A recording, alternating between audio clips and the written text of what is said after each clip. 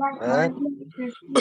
All right, I'm Kwame, Shakur, and we about to start chapter 16 back on D East for this week. I think the last chapter, just to go over a little bit of the review of the last chapter, this was chapter 15. And it was called IDU and going back to court. In this chapter, this is when I end up going to lockup and got some time on lockup. This is also when I talk about one of many examples of demonstrations I had over the years in prison where we had to stand up for basic things. You know what I mean? This demonstration was standing up for a tray that we were supposed to get after 7 days of being on lockdown and not getting any hot meals. And we was, according to their own policy, we was supposed to get a hot meal at least every 7 days. And they couldn't even do that. You know what I mean? And we had to hold them accountable to that. So I talk about what that looked like. A demonstration, fighting for some basic stuff that people out here would not even really like. They were like, what? You're fighting over a meal? You know what I mean? Yeah. Like, imagine eating cold stuff for 7 days straight, and then you're looking forward to at least getting one hot meal, you know what I mean, that has more calories in it. This is a unit where you can't order food. So you look forward to, okay, this hot meal, at least we're going to have a little bit more calories on our trays and stuff, you know what I mean? And then all of a sudden they tell us, oh, well, you're not going to get that. We're just going to give you the same stuff, you know what I mean? And those are like some of the battles that people fight in there all the time, all across the country, not just in Indiana, across the country. People fight for basic stuff that people out here take for granted. You know what I mean? And I just wanted to highlight some of that so people can have an understanding of like some of the stuff that people struggle for over here out inside the behind the walls and stuff, and to what extremes we'll go to fight for basic stuff that people take for granted. You know what I mean? Yeah. So I spoke about that in that chapter. I also talk about a situation that happened to me when I went back to court. I ended up representing myself when I went back to court for my post-conviction relief, which is like the second phase of an appeal. And during that representation, I submitted a motion to the judge, and I forgot to get my original motion and my copy back from the judge. She was supposed to get the copy, and I was supposed to get my original back, but she never gave it back, and I forgot to ask. So I talk about, Well, this is what the purpose of this is. My wife said, don't tell the story, but that's part of why we're doing the refresh. This is the chapter we just read. So long story short, when I was at court, brought back to the bullpen, which is the holding tank behind the courtroom after you go to court. I remember I forgot to get my original copy of my motion back from the judge. And so when the bailiff comes to the bullpen, I think it's one other person that has to go to court. And he comes back here to get that person ready to get ready to go to court. I stopped him real quick, and I did it very respectfully. And he was like, I was like, oh, can you get my copy from the judge when you go back in there? And he cut me off and was like, sit your ass down. You know what I mean? And I'm over here like tripping. I'm like, that's one of these power hungry pigs. You know what I'm saying? So I try to reason with him and say, look, man, I'm not trying to cause no problems. Before I could even get that out, he was like, sit your, I don't know if he said punk ass or bitch ass down, but it was one of them provoking words, you know what I mean? And I'm over here like, man, ain't this about a, And I was like, man, that's why. And I turned to the comrade I'm talking to in the bullpen, and I tell him, I was like, man, that's why I don't like coming back here dealing with these power hungry pigs. You know what I'm saying? And that got under their skin. Long story short, he called me out. He was like, well, come here right now. You know what I mean? So I'm thinking he's going to take me to lockup. And I'm like, man, I did most of my bit on lockup. So I don't give a fuck what lockup you sent me to. You know what I mean? But as soon as I walk out into the foyer area of outside the bullpen, he grabs me by the back of my neck and tries to slam my head up against the other side of the wall on the opposite side, which is another bullpen that holds the women. On instinct, instead of him allowing me to him to slam my head into the wall, I catch my hand. I throw my hand out there and catch myself, and then I immediately turn around and just slam him right into the bullpen door that we just came out of. But at the same time, I hear the guy I was talking to, his name is Kunta. I talk about him in the book. I hear him in the background talk about, yeah, beat his ass, my guy, beat his ass. You know what I mean? And in my head, all time slows down. And I'm thinking, like, what the heck have I got myself into that I didn't even want to be involved in this type of situation? Why am I even have to protect myself from somebody that all you have to do is do your job? You know what I mean? I wasn't disrespectful, none of that.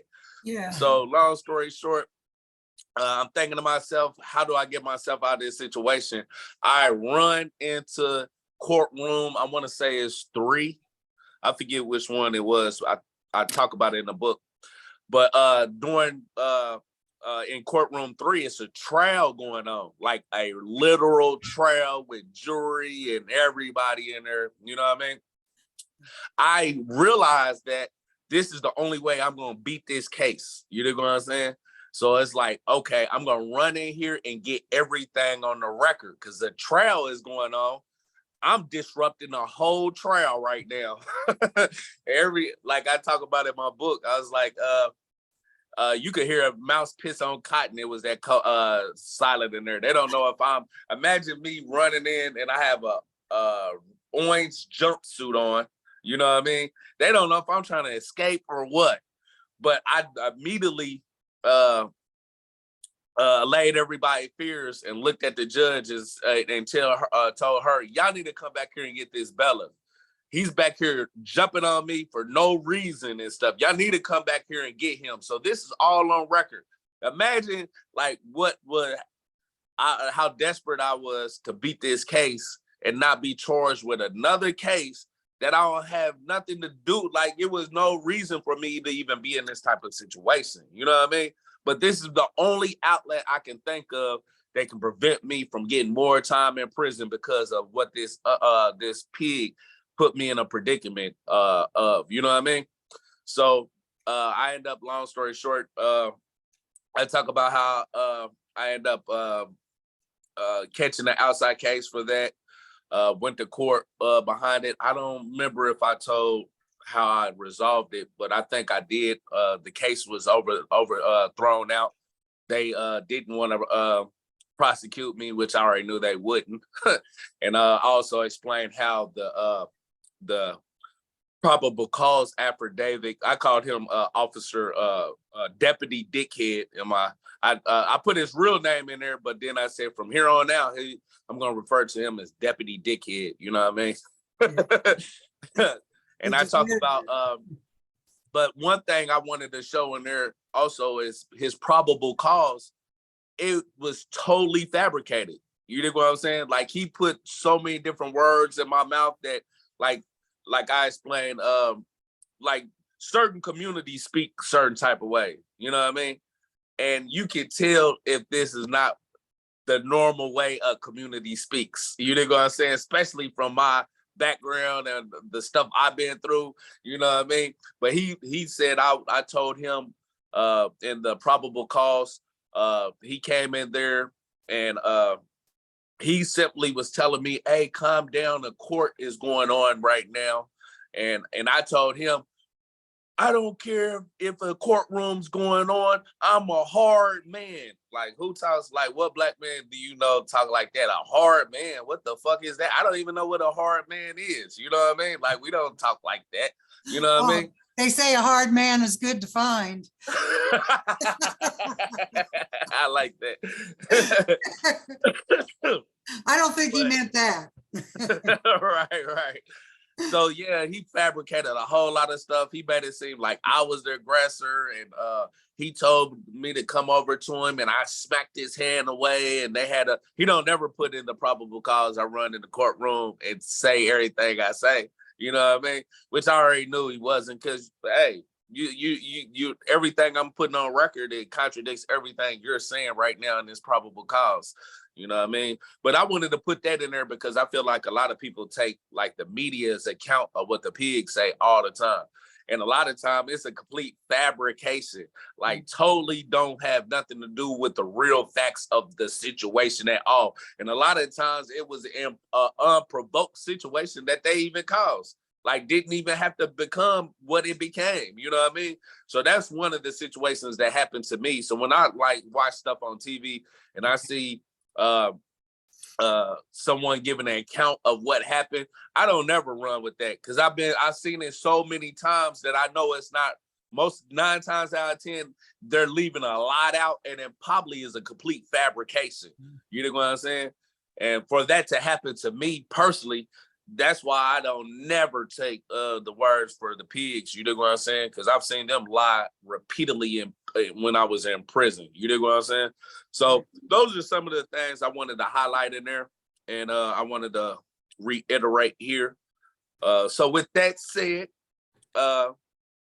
if does anyone else want to speak? I don't know. I think Alyssa might have been the only other one, and Zombie was on there, I think, temporarily. Yeah, but does anyone else want to mention anything about the last chapter before we jump right into the statement of unity and read this chapter? Just that I think that it's like pretty common practice for the fabrication part of it. That's all. Okay, absolutely. Go ahead, Papa. Oh, I was just gonna say I agree. 90% of what they say is pure bullshit at best, Right? And that's on the best day, you know. Right at best. Well, and the thing about it is that the Supreme Court has backed them up. The Supreme Court has said that it is okay for pigs to lie. Yeah, it is okay for them to lie to you when they are trying to interrogate you. It is okay for them to lie in court. It's okay for them to lie. You know, right. So I mean, not a surprise. Yeah. Right. Yeah. But all right. So we're gonna jump right into the statement of unity. Elder Leslie, she's gonna read that, and I'm gonna finish it up at the very end. All right, cool. The preface. You know what? Since let me do this real quick, because I could put it on the screen too. Oh, awesome. Everybody can see it. Yeah.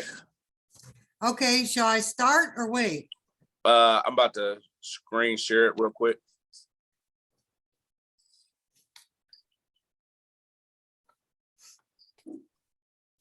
All right, bear with me. This is my second time doing this. Screen. All right.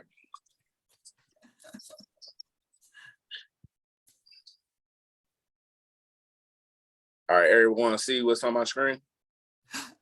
Yeah. Okay. Yeah, I got a lot of apps on there, don't I? Yeah. All right. Awesome. Okay. Well, I'm going to read from my paper, and you can stop me if somehow it's wrong. Okay.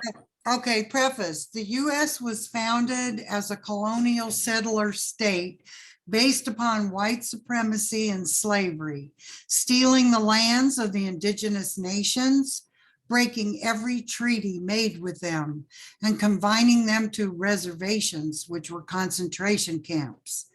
As the country became more powerful, the eagle sunk its claws into other nations, making war on Mexico and grabbing its northern territory, invading Cuba, Puerto Rico, Hawaii, and the Philippines, and either annexing them outright or making them colonies or neo-colonies.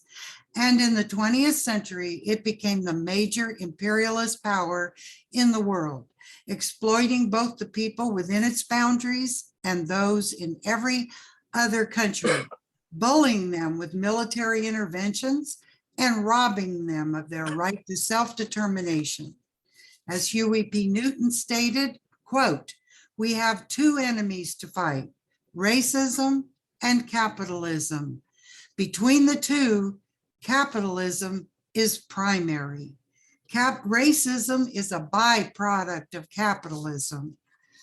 The working class of the world of every ethnicity or nationality face a common enemy that is destroying life on earth. Our enemy is a small ruling class of property owners controlling most of the world's wealth and resources. We must have our basic needs met to live a good and meaningful life: food, shelter, healthcare, education, freedom from oppression by the state, and peace with other nations. To obtain these essential things for life, we must have the power to see to it that the abundance that is available is shared equitably." Statement of Unity for the Second Rainbow Coalition. The legacy of the First Rainbow Coalition dates back to its founding on April 4th, 1969 by the original Black Panther Party, original Young Lords, and Young Patriots organization.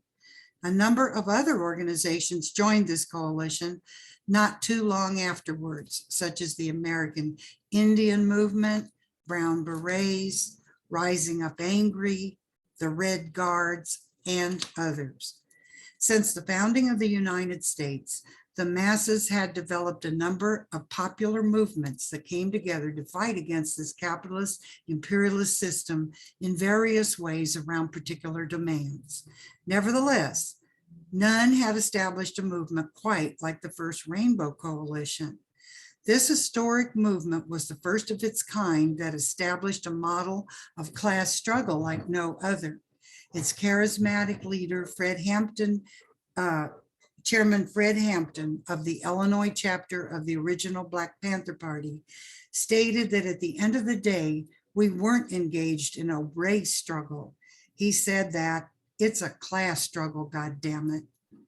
By uniting with the various oppressed ethnicities and masses, they were able to bridge the gap between the various ethnic communities that white supremacy had long sought to keep divided.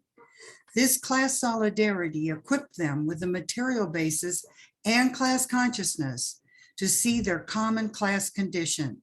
Therefore, the necessity to form a united front against their common oppressor, the capitalist imperialist ruling class.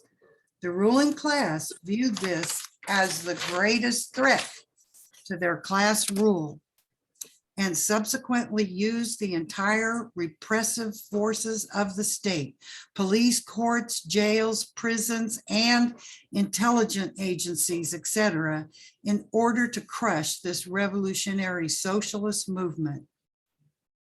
We refounded the original coalition on May 14, 2021, with the intent of upholding the legacy of the original Rainbow Coalition. We believe that this historic example is the model for the united front that will best serve our class liberation. By upholding the 10-point program of the original Black Panther Party, which was subsequently adopted and later expanded by the original Young Lords, Young Patriots organization, and all other original Rainbow Coalition members, we establish our programmatic unity. The 6 disciplinary rules that we uphold ties all organizations in our coalition to a common professional discipline. History has bestowed upon our generation a common class mission to fulfill.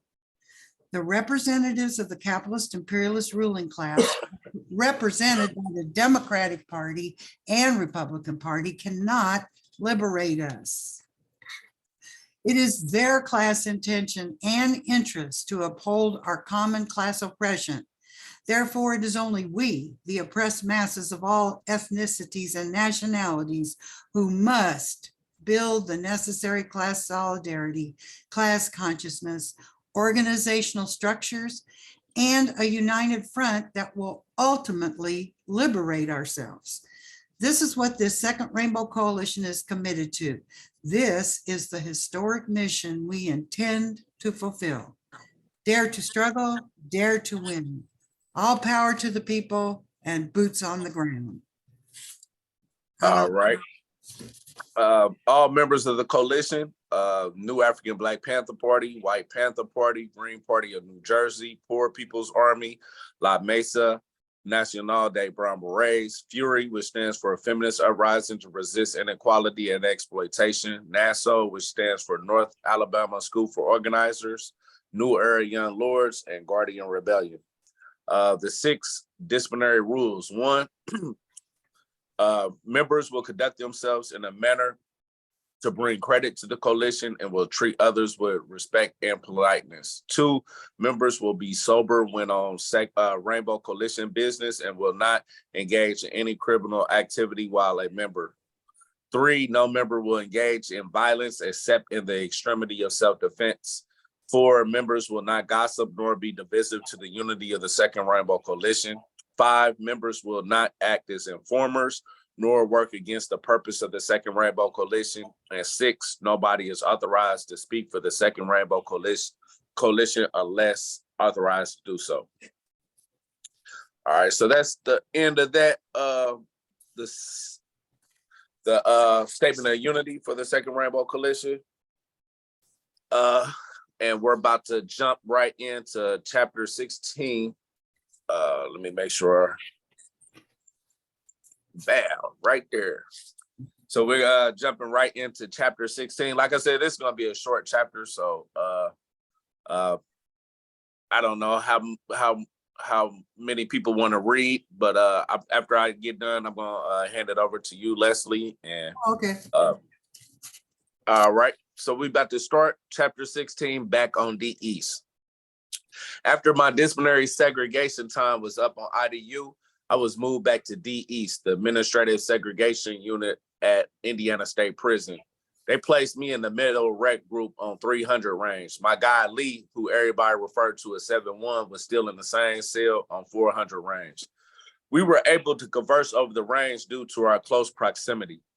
We still went to the visiting room together anytime my mom and sister drove up to see us. Above me was a guy named Titty Man, who we all found amusing. He and I had been in the same rec group on 400 range before I got moved to IDU for that fight the year before. Every so often, he would jump out there on the range and go into some diatribe we had heard him give a million times before. I think, hold up, gotta go back to here. Quote, y'all know who I am. I'm Titty Man, 2 nipples. Anytime, am I still on the Zoom? Yeah, I can hear you. Oh, okay. All right. And y'all still see my screen, right? Yeah. Okay. Y'all know who I am. Yeah, Say you're it again. frozen, Kwame. You're frozen, Kwame. I'm Your frozen. Yep. Okay.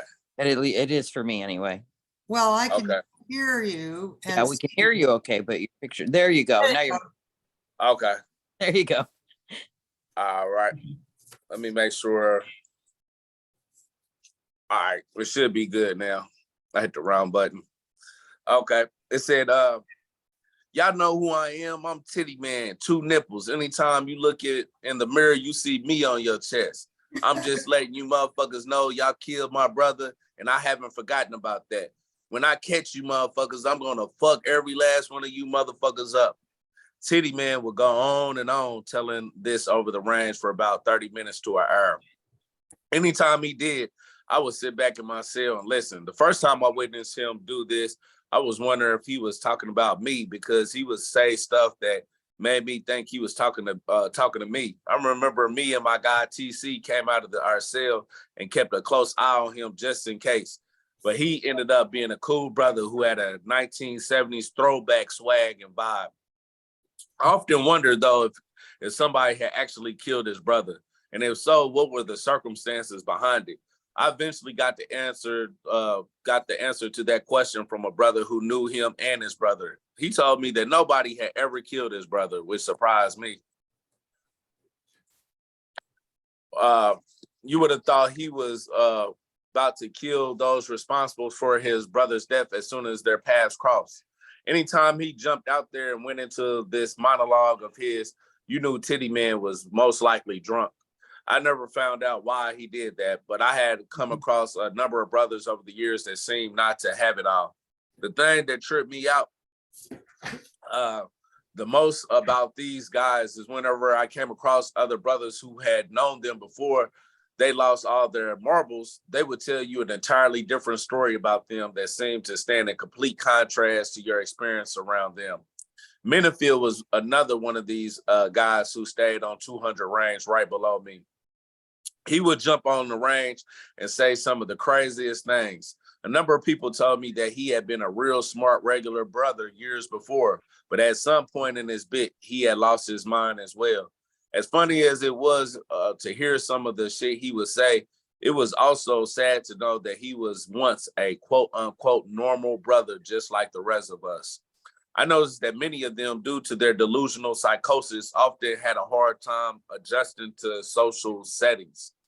I personally will watch them closely because you would never know when one of them would punch you in the face out of nowhere because they thought you were talking about them or something. They were very unpredictable, and because of that, they would often find themselves victims of someone that couldn't read them or tolerate their ways. Sometimes they would yell delusional stuff over the range for hours, making it hard for dudes to sleep. It would be only a matter of time before someone had had enough and ended up putting their hands and feet on them. I will never forget the day that Minifield got his ass whooped. I don't know the circumstances behind it.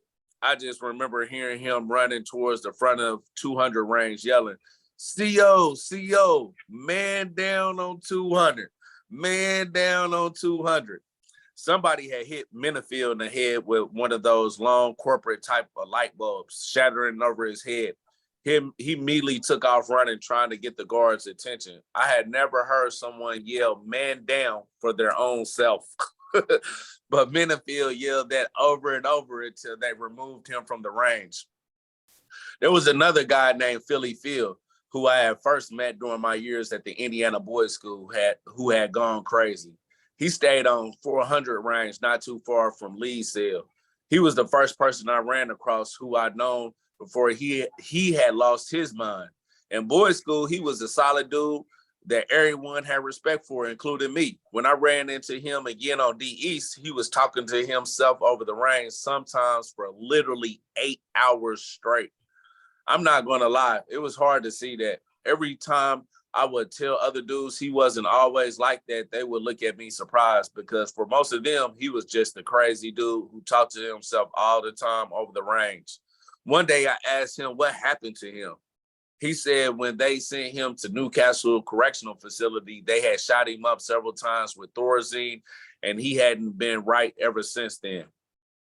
All I could do was look at him and shake my head. A lot of guys on Supermax units willingly took psychotropic drugs in order to cope with the mental torture. After being on it for so long, though, the same thing would happen to them. Philly told me that they had strapped him down and shot him up involuntarily. I had always been fearful of them doing that to me. I knew once your mind started to slip, there was no guarantee that you would bounce back. Like a lot of those guys, Philly's delusions ended up getting him into trouble with a couple of dudes on his range. One particular incident, he attacked my guy Lee because he thought he had done something to the water he had given him while we were on lockdown. In the altercation, Philly had sucker punched Lee in the face while he was playing cards with someone through the bars. Lee turned around, slammed Philly to the ground, and commenced beating the shit out of him. As Lee was ground and pounding his head into the fence, Philly started yelling out, I thought we were better than this. To have been the one who had sucker punched Lee, I thought that part of the story was ironic myself.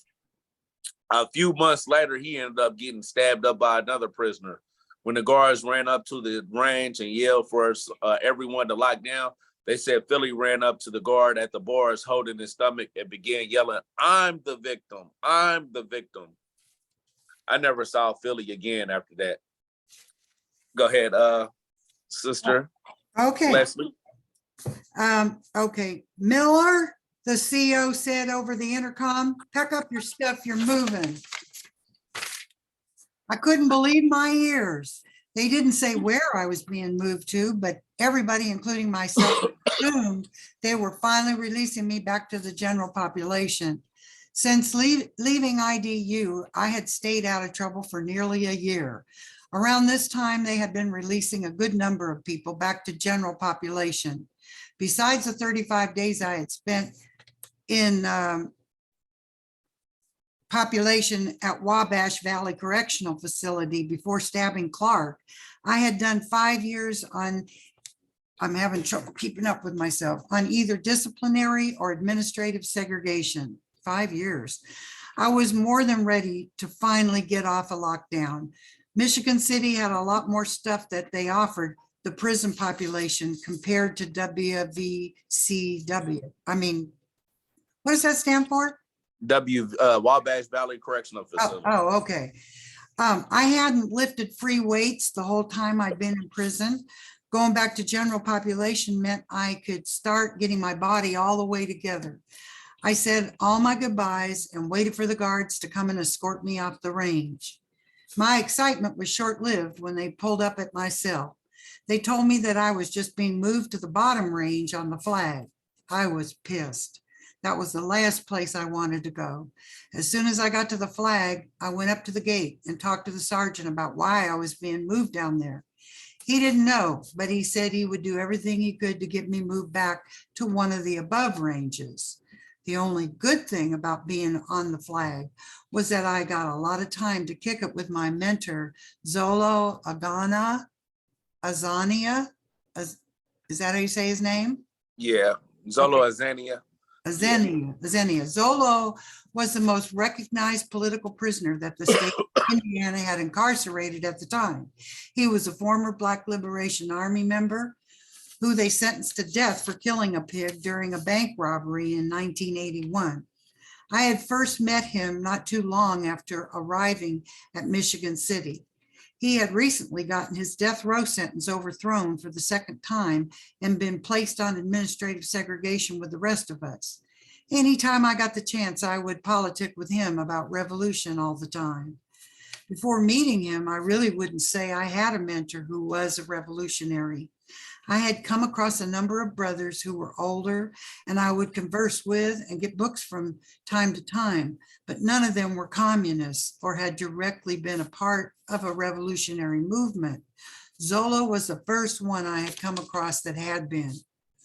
Every time I had rec on the range, I would pull up at Zolo's cell and talk about the original Black Panther Party, the Black Liberation Army, dialectical and historical materialism, and Marxism, Leninism, Maoism, until it was time to lock in.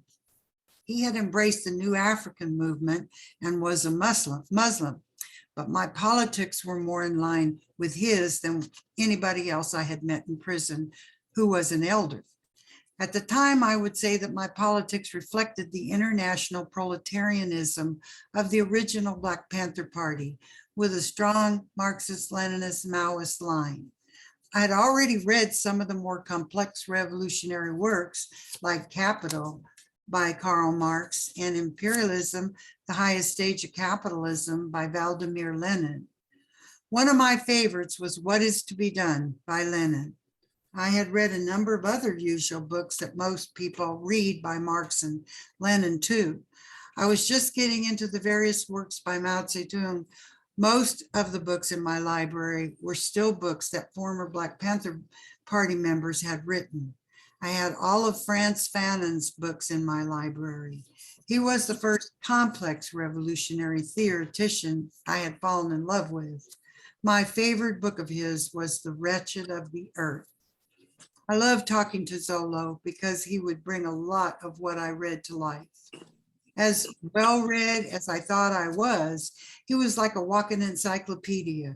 His broad grasp of history is endless. He would talk about revolutionary movements around the world as if he had personally been a part of them himself.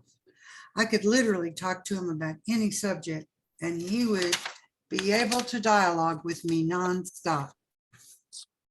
He would often give me stuff to read that he had written or revolutionary literature he had accumulated over the years.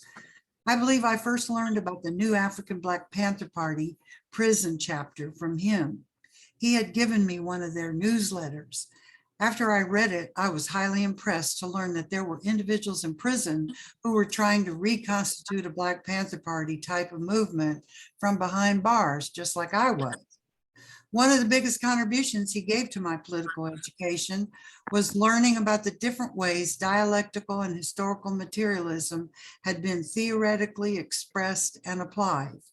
He gave me several books on those subjects that ended up being a mechanical materialist explanation of those subjects, but he helped me to understand the difference between real dialectical and historical materialism versus the mechanical materialist understanding of the same subject when I finally read The Science of Revolution by Lenny Wolfe. I think Lenny Wolfe's explanation of the subject really was one of the better explanations I had read. Mao Zedong wrote very dialectically and from a materialist standpoint that made it easier to understand how it applied to the class struggle. It was still a complex subject to digest, nonetheless. One of the most important conundrums that I was wrestling with at the time was that I totally agreed with the scientific method of approach to life that dialectical and historical materialism brought to the table for me. There was no question in my mind that it reflected the world as it actually was, but I still didn't fully embrace the atheistic implications of it. I still didn't know if there was a God or a supreme consciousness who was the first cause of all matter. But I couldn't dismiss the fact that dialectical and historical materialism actually explained matter in motion in all its various forms very accurately. I would occasionally talk to Zolo about that contradiction, but he wasn't too much of a help. He didn't see any contradiction between his practice of Islam and being a dialectical and historical materialist. I viewed all religions as being a metaphysical method of approach to life that stood in stark contrast to viewing it from a materialist understanding and explanation. I didn't see why Zolo couldn't see that, but somehow this particular contradiction never frustrated him. It did for me, though, because I knew philosophically they were complete opposites and irreconcilable. The only way that one could embrace both those methods of approaches was to compartmentalize them and never answer the ultimate question that they both demanded of you. Zolo may have been fine with doing that. However, I knew my search would continue until I resolved my cognitive dissonance on that subject. All right. Anyone else like to read? Yeah, I'll read if you want me to, Kwame. Okay, go ahead. I got my book. After being on the bottom range for a week or two, I was moved to cell 330. I had raised enough hell in the past that it didn't take a lot of convincing for them to recognize it was in everybody's interest to move me back up to one of the top ranges. I met Payan Reynolds, aka Black, not too long after arriving at Michigan City, but he and I really hit it off after I was sent back to D East from IDU. He was the first brother I had come across who was studying the original Black Panther Party as intensively and extensively as I had been. It was only a matter of time before he and I came together on some Huey P. Newton and Bobby Seale type of shit. Around this time, Black and I co-founded our own clandestine revolutionary organization called the Black Guerrilla Circle. We borrowed part of the name from the Black guerrilla family that George Jackson had founded out in California during the 1960s. Our objective was pretty much the same as George's.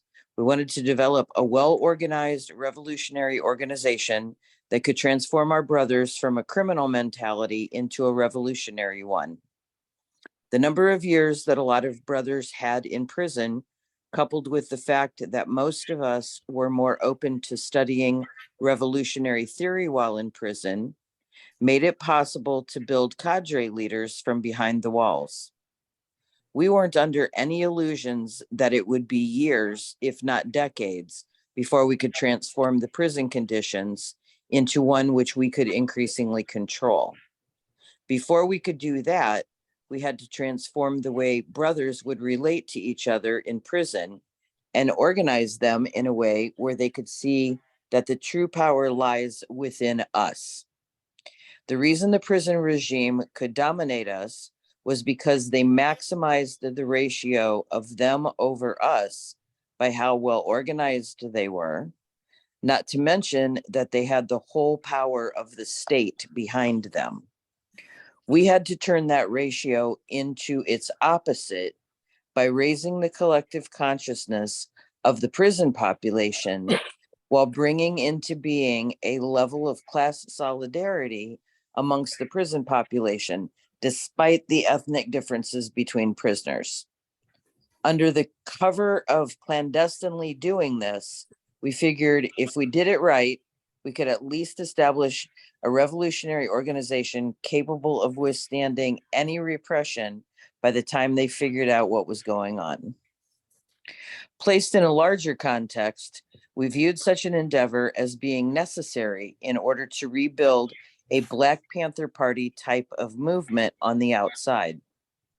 Since the government had virtually destroyed the original Black Panther Party and any remnant of what they had accomplished, we realized that we needed to develop an entire cadre of leaders who could immediately join the ranks of the leadership on the outside upon the completion of their full sentence, including parole or probation.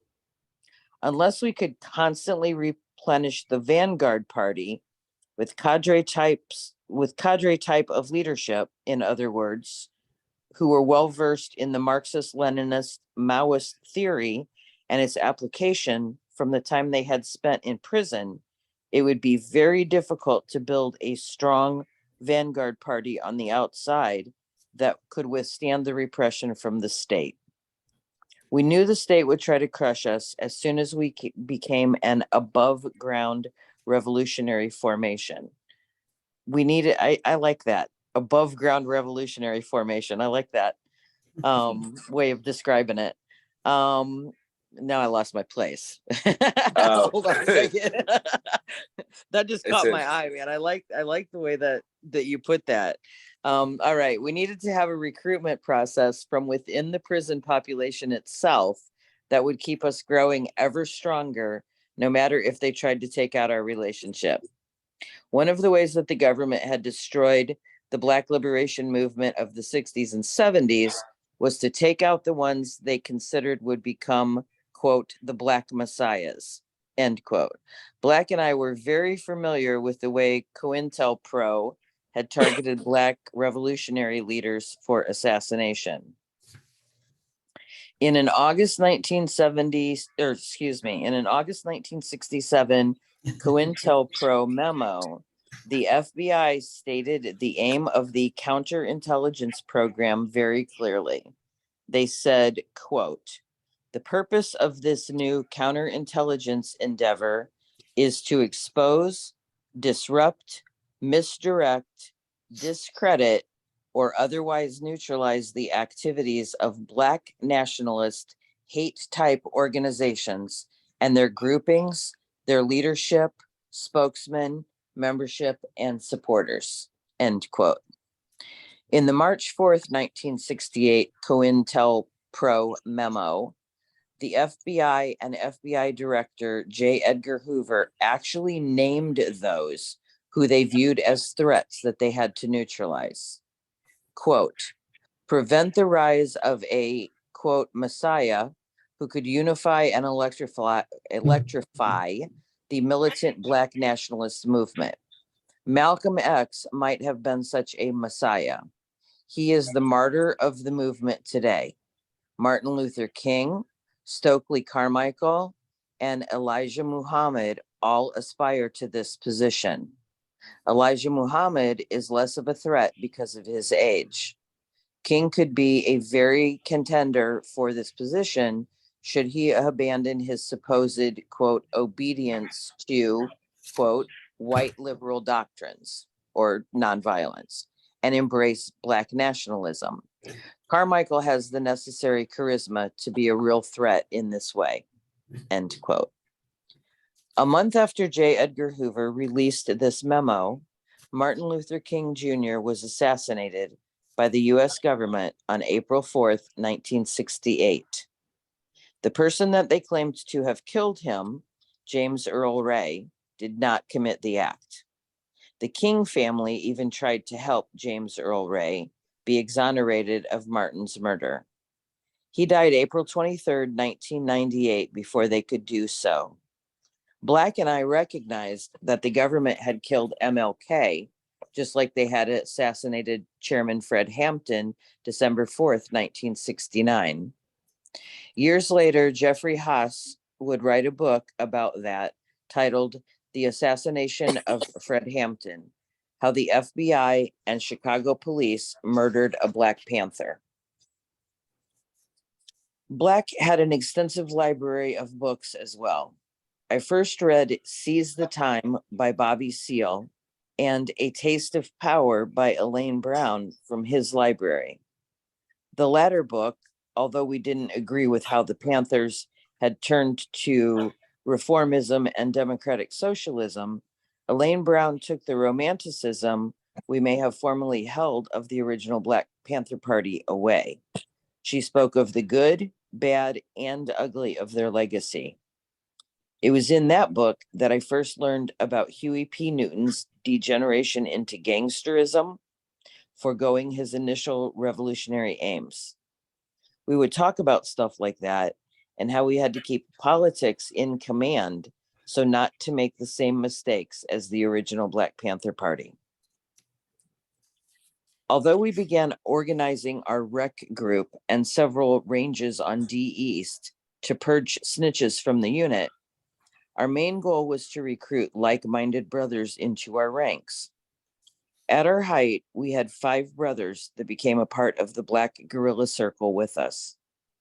Some of the brothers had dual membership with street organizations, which we didn't have any problems with. We figured by them clandestinely being a part of our formation, we could use those brothers to develop the political consciousness of those brothers under their leadership.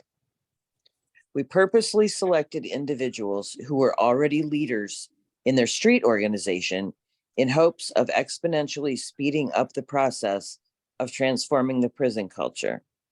Besides, since we were small in numbers, this was a way to have a ready-made army that we could use to carry out directives. Most of the individuals in the street organizations were very much lumpen and into using their prison time to become better criminals. Many of the brothers who were in our ranks, who were GDs or ran under the 5, were also tired of the reactionary state the street organizations were in as well. They wanted to see their organizations get back to a state where they were about Black people and not about destroying our Black people through unnecessary community violence. I didn't know it at the time, but we were really trying to recreate the type of Black solidarity that all of the heads of street organizations had established with the Pontiac 16 in Illinois in 1978. I say Pontiac 16 instead of Pontiac 17 because years later I learned from Ike Taylor, who co-founded the GDs with Larry Hoover, that Angelo Robinson had turned against the rest of them. When Ike told me that, I started to refer to them as the Pontiac 16 rather than the Pontiac 17.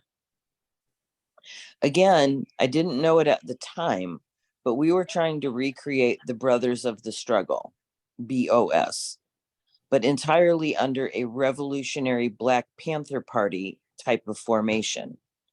The more we could unite with the leaders, under the various street organizations, it was our belief that we could most quickly transform the prison culture and rebuild the revolutionary solidarity that had been virtually lost and had degenerated, into gangsterism and warring cliques.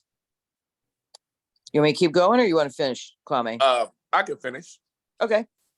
The first problem we had ran into was as soon as we established the Black Guerrilla Circle, the administration started moving some of our members to different prisons. It wasn't something that they were consciously doing to break up what we were had going on, because like I said, we were very secretive of what we were doing. We didn't even have a handshake so as not to give us away. We were very cautious of who we recruited and how we conducted ourselves. Our greatest weapon was being able to organize brothers without the administration or others knowing about it. We would literally have meetings with the whole rec group, and I would be speaking to everybody as if we were already an organization. We could only get away with that because at least 2 or 3 of us were a part of the Black Guerrilla Circle. And the other guys, 2 guys would have influenced themselves over others in their street organization. It was working well until they began separating us. Black was the first one to be transferred to another prison. I think they had sent him to Pendleton Correctional Facility. He would occasionally communicate through his girlfriend or mom, but we would occasionally communicate through his girlfriend or mom. But it was hard to keep things tight by us being at different prisons, 2 different prisons. He was my right-hand man, but we was very much independent on each other, interdependent on each other since we were just establishing this. Not too long after he was transferred, the prison administration started letting a lot of us go back to general population. My guy Lee got off, although he never had been a part of the Black Guerrilla Circle. The counselor came to my cell bars one morning and notified me that they were going to see about letting me off too. And to my surprise, in September 2005, they ended up calling my name over the intercom. I was ecstatic to finally be getting off of all forms of segregation after nearly 5 years straight. When I started on D East, I figured I would attempt to recreate it in what I started on D East. I figured I would attempt to recreate it in general population if I could. That's the end of that chapter. I'm gonna take this off of screen sharing. All right.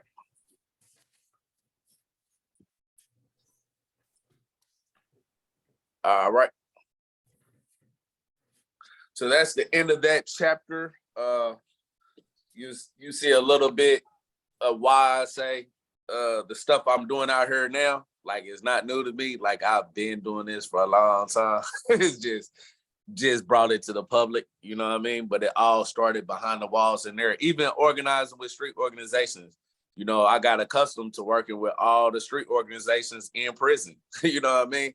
And I know all the various different leaders in prison in Indiana. So when I got out of prison to do the same thing out here, it's not like foreign to me. It's something that I've been doing. You know what I mean? Always been related to them and understanding that we have to, revolutionaries and street organizations have to work together if we want to change our conditions. Like you can't get around that. And if a person don't understand that, they really don't understand the material conditions. You know what I mean? So, Absolutely. but I let Leslie jump in here and anything that stood out to you in that chapter. Yeah.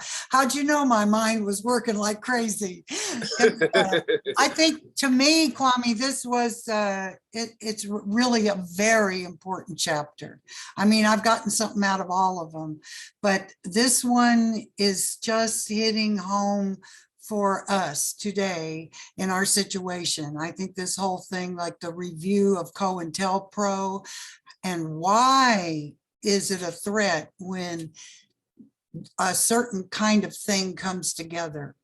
And, you know, to think back about, which I think it's an anniversary now for the murder of Fred Hampton, Chairman Fred Hampton, that, what is the anniversary? Is it 20 years or I don't know if anybody knows. Anyway, I think it was it was his birthday, wasn't it?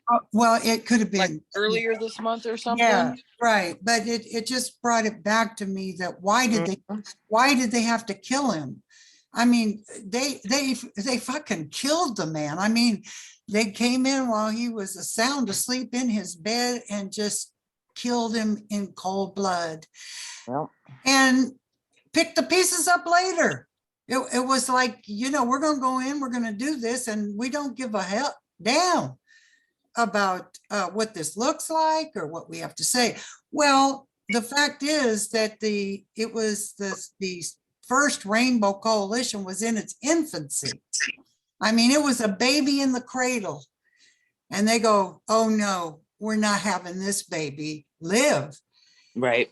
We're going in there. We're going to strangle the baby in the cradle." That's what they did. And so the important thing in there was, like you were referring to that last chapter, Kwame, and I thought that was so significant. Like you were talking about how, it was rare, but it happened when everybody came together, all nationalities, whatever gangs, even the fascists was there, right? They all came together behind, we need a hot meal, damn it, and joined together in that fight. Well, this is similar to the thinking that we have today, that we know that what's bringing us together are the commonalities in our struggle. That, there are some, I mean, of course, there's a moral aspect, but this is not about, well, some groups are going to go be allies with the poor, unfortunate minorities. This is about the fact, like Fred Hampton went up to Uptown, and he said, some ways you guys got it worse than we do. I mean, we've at least established a community to try to prevent some of this stuff that's happening to you in housing. And they were being beaten by the police, etc. So it's this need for unity today, the fact that more and more people, I mean, like Andy and I were talking, my husband and I were talking about this middle class, the concept of what is the middle class? The middle class is the working class, and everybody wants to be that.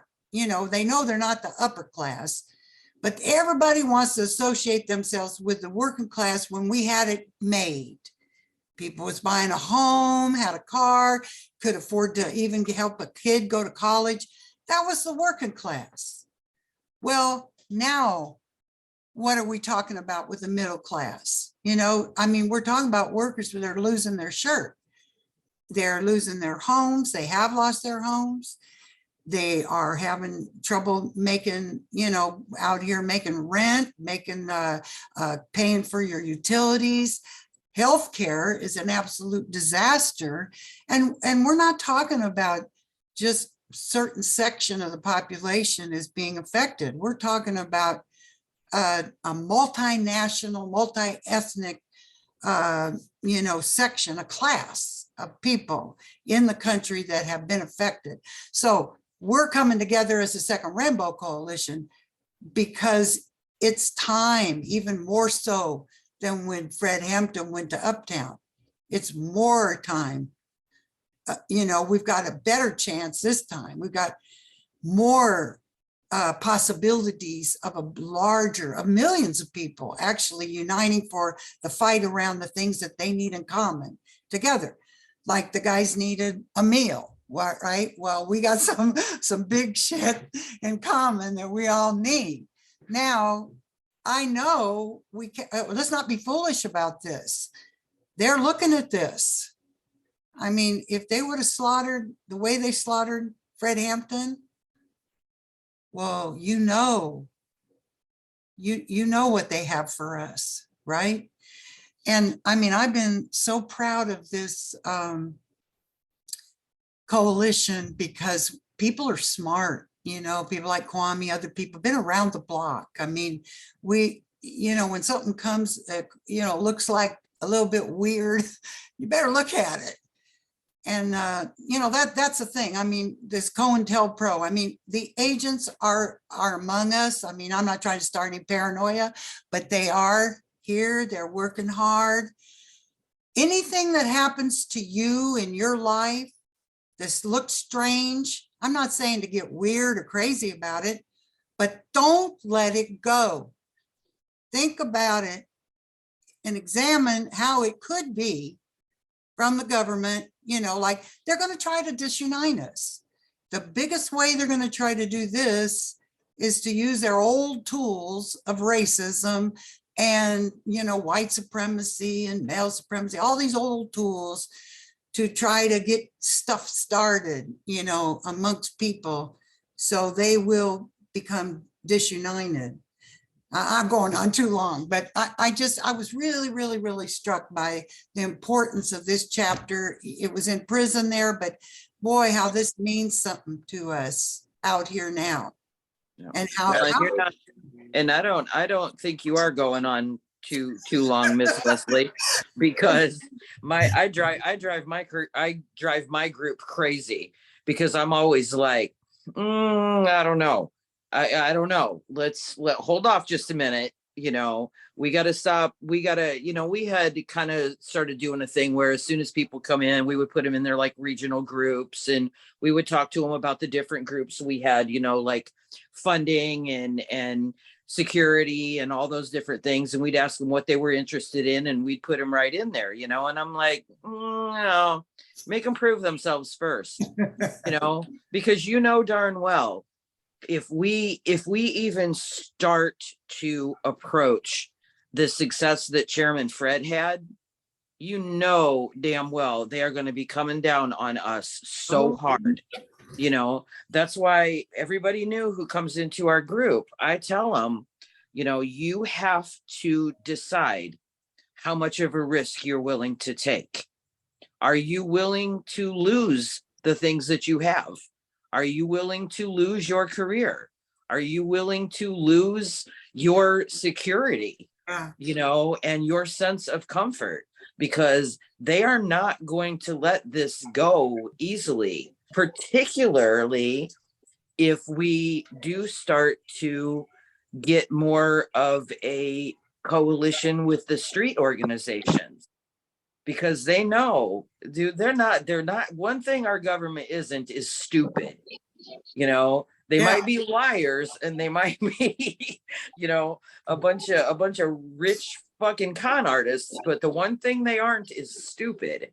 And they know that if we start to align more heavily with the street organizations are going to get us into areas that we were not ever able to get into before, you know, because their people know them, the neighborhoods know them, they trust them, you know, and if they say these people are good, this organization is chill, then, you know, and don't even think that the government is not already fucking aware of what we're doing. oh, God, You know?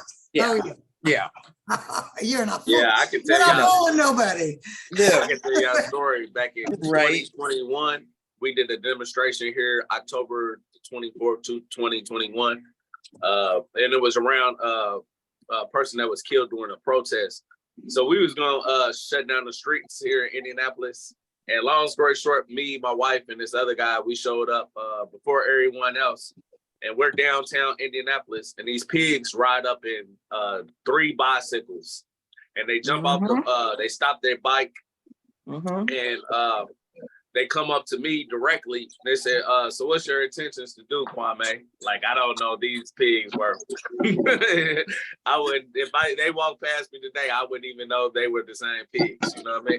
But they was like, yeah, so what's your intentions today, Kwame? You know what I mean? I said, well, we're going to shut down the streets. Y'all killed this brother here. You dig what I'm saying? So we're going to make sure y'all held accountable for this. You know what I mean? Right. They was like, oh, okay, well, we don't mind. We don't mind your using your First Amendment rights, but we don't want you to obstruct the streets. So I told them, I said, well, you don't have to worry about that. We're shutting this motherfucker down. And I walked off. Right. We're not gonna just obstruct. We're shutting down. Right. We're shutting it down. Well, And, the thing that I like to see is I watch, you know, I run our group's Twitter page, which some days is too much. But what I'm seeing is a lot of the other activist groups around the country, they are so aware of COINTELPRO. And, there'll be videos on there. There was one video I was rolling because there were these three guys standing there, and they tried to be dressed like the other protesters, and they're all standing there, and you could so see the outline of the bulletproof vests and shit that they had on under their clothes, which, I mean, for some of us, that's not unusual. I mean, if I'm going to really medic, I'm in full level 4 stuff.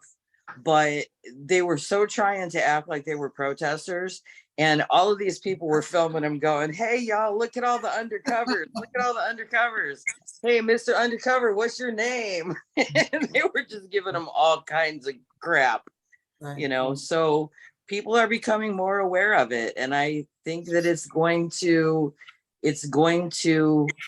only be to our benefit if more people are paranoid like Miss Leslie. Yeah. I don't think that's a stretch. No. Like I said, when my autobiography came out, they banned it 3 weeks of me publishing it. And initially they messed up and told the person they confiscated the book from. They said, well, the reason why we're banning Kwame's book is because he works because of the action he did back in July 2020 with the street organizations.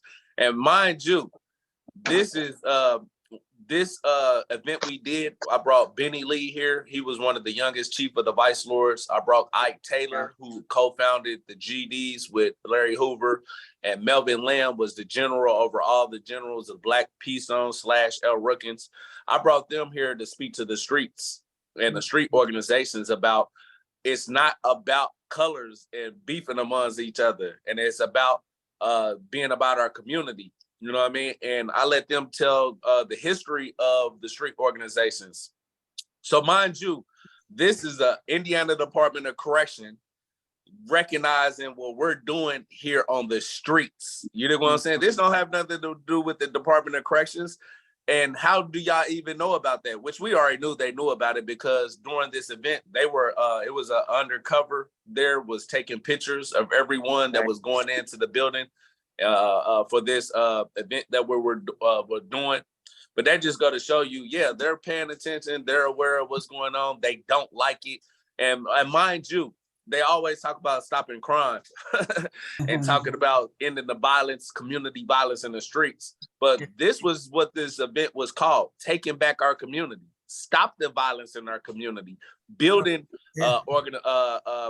solidarity amongst the various different street organizations, and getting back to what it was like in the 60s. So if y'all really have a problem, if y'all was really about ending violence in the community, this would be something that y'all would be upholding. They would but love. No, it's the opposite. Yeah. Y'all was looking at this as dangerous, because now we're building the solidarity in the community that's going to wake people up to the what's really going on with their oppression. You know what I mean? And y'all didn't want that to happen. That's right. One other thing I would say, without getting in details, when I was a part of the New African Black Panther Party back in 2020, we was infiltrated very heavily by the pigs. You know what I'm saying? One example, that the only one I can we have proof of, is a dude named Keith Malik Washington. You can Google him, Keith Malik Washington. Put in there Keith Malik Washington. Malik Washington and San Francisco Bay View newspaper. If you look that up, his situation comes up. He was actually working with the FBI for 10 years. And he was a part of our organization. He was the Minister of Labor. He got out of prison, got with the San Francisco Bay View newspaper, became the chief editor. So mind you, they have an FBI informant working on one of the most popular underground newspapers in the whole country, and he was working with the FBI. You know what I'm saying? But this was the person that had infiltrated our organization that was a part of us. So we already been dealing with COINTELPRO. So we understand like this is real, and they don't want to see us go forward. So yeah, everything that you said, Leslie, is right. Like, pay attention. The first time Malik called me when he got out of prison, his whole thing was trying to find out information between two different leaders to try to divide them. And I thought this was strange. And I'm me with my street instincts and stuff. I didn't go along with his conversation. I was like, well, hey, you have to talk to them about whatever you want to talk to. I don't have nothing to talk to you about. But this is the thing, that this is not paranoia. I didn't know he was working with the FBI at the time, but I just thought it was strange that you're inquiring about division amongst two leaders and you're trying to emphasize the division. You know what I mean? Right. And I saw that immediately, and I wasn't gonna go along with it. I was like, oh yeah, okay. But it put that question mark in my head, like, this dude is like, I don't even understand why you. But Kwame, you understand that their biggest fear is, it's not so much even us organizing. Their biggest fear is that we get to a point where we are showing the general population that things can be done and people can be taken care of without the government. Right. That's what they're afraid of. That's you know, they are not afraid of us. They're not afraid of me. You know, who the hell am I? I'm a middle-aged white woman from Indiana. They're not afraid of me. Right. But what they're afraid of is what we can teach people as a group. That we can teach people. You can take care of your own neighborhood. You can take care of your people. You can feed them. You can get them health care. You know, you can house them. And hell, those neighborhoods in Chicago were a hell of a lot safer with the Black Panthers patrolling them than they were with Chicago Police Department controlling patrolling in there. You know, that's what they're afraid of. They're afraid that we are going to show people that we don't need the government anymore. You know, that terrifies them. Yeah, one thing I was thinking about though, you know, like how do you proceed so that you're not just like projecting paranoia, right?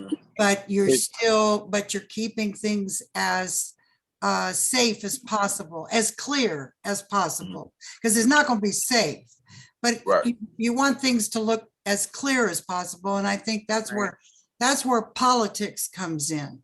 Right. Like, you know, we have our statement of unity, our preface and our statement of unity. That's our politics for all of us, whatever individual group might do or whatever, that holds us together.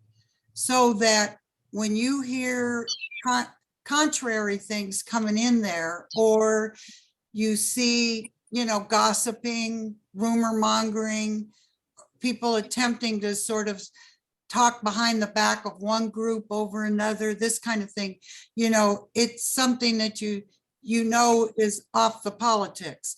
The other thing I was just going to say, I was in an organization practically my whole adult life, since the time I was a young woman till fairly recently. And it's gone bad politically. Now, how did that happen? I mean, that happens because there's ignorance. You know, everybody didn't agree. Maybe like we had a very charismatic leader, and as long as he was alive, there was such respect. And I'm not trying to say that it was just him, because there were plenty of people who understood the political line and helped develop it, that he acknowledged were developing it.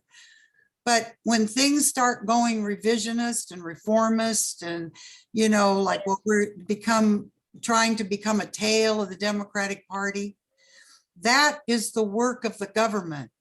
I'm not saying everybody who projects it is getting a paycheck from the government, but they might as well be, you know. And this is the kind of thing you have to look at objectively. Like, I started to think about, you know, why today, like when I was talking about the middle class, and why are things worse? And the way that I see it, it's because all this new technology began to be introduced in about the 70s. Yeah. And it has now replaced more and more people, so that these bribe jobs, or the better jobs, let's say, have just been disappearing. And you have a smaller and smaller number of people. In other words, a lot of people I see out delivering everything now. This is the new way we live, right? You get a job delivering. They might have had a good job in a factory once upon a time if we were still in a manufacturing thing. But now that the robots and the computers taken over, these jobs are going away. So the bourgeois, he's in a terrible dilemma, because capitalism always thrived on this system where you went to work, you were wage slave, but you got some money and you went out and consumed. Oh. What happens when you can't get that money to consume? And now the computers can make more stuff than ever before. So you got warehouses piling up with crap. You got car lots piled up with cars, but we can't afford these cars. We can't buy this stuff. They don't have any choice but to turn to more fascist rule. That's why something like us today is even a different quality than it was back at the first Rainbow Coalition. We're in a different quality. And I just don't even understand why we're standing. Yeah. Really, I have to tell Well, you, we're living they- on borrowed time. So Yeah. it's sort of, to me, it kind of focuses me a little bit. It's like, well, I think you were Zombie, or is your name Zombie? Yeah, yeah. That's what you go by, hon. Yeah. Well, what you were saying earlier, that it is our job to take what we understand out to people, and pretty quickly. Yeah. Because, Yeah. if we don't arm people, that's why things like this, I think, are so important. And I'm happy to see it's going on all over the country. I mean, we're doing it almost every night, right? Somebody's doing something with education. And this is what we have to have, more and more of these people coming into these groups to discuss this stuff with us. Yeah. There are a plethora of groups out there. We're all running underground, but now we're starting to see people join hands together. Yeah. And that's what I love to see. I've been part of a group very underground for years out here in the Midwest, trying to fight, whether it's a patriot movement or the Pointy Hat Club, coming into these little towns. But we didn't have any real network. We had a handful of us, right? Right. And now we're starting to broaden out. And thank you, Zombie, for bringing me in with the Guardian and introducing me to the Redneck Revolt. And this, this is what we need. We need to come together. Our end goals are all the same. Right. Our Yeah. methods of achieving them may be slightly different, and that's okay, because we need that. Right. But at the end of the day, Right. our It's end the goal is the same. goal. It's the end goal. And the thing about it is, we've got two things I think that are working in our favor right now. Miss Leslie, you're absolutely correct. I mean, people are working more and more and more, but with inflation and with the ridiculous fucking greed of capitalism, they don't realize that they're cutting off their own nose, because people are getting so poor that they can no longer buy those products that are keeping those capitalists way up here, right?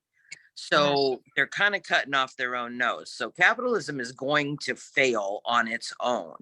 Right. But we also have this, we are developing, like Papa just said, we are starting to develop these little bitty networks, even if they're not huge right now. It's this one little thread, that connects Guardian Rebellion with Redneck Revolt, and Redneck Revolt is connected to John Brown Gun Club, and this one is connected to that one. And it's these little bitty threads, just like a spider web, Oh, I want to be in John Brown Gun I Club. know, right? I Where's know. that at, They man? don't, they're all over the place, I except got except Leslie. Indiana, of course. I wanna Google it be- and sign up, Leslie. Google it and You know. sign up. Yeah. I mean, I don't know how to use a gun, but I'll learn. I love Tom Brown. He's my hero.